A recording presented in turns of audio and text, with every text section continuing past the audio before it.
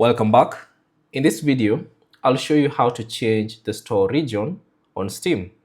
So all you have to do is launch the Steam application on your PC and sign into your account. And then click on the Steam option at the top left corner and then select settings. Now within the settings, ensure that you're on the account settings and then choose account details. Click on that. And then you should get to this page. Now from here, find the option Update Store Country. Click on that. Then you should see this brief description. Your country is part of the Steam account settings.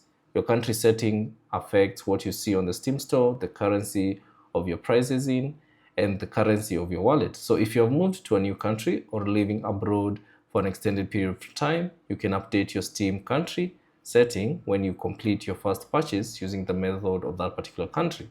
So basically, all you have to do is just simply make a purchase of that in that country, and then once you're done, you can now change the location on that particular on your Steam account.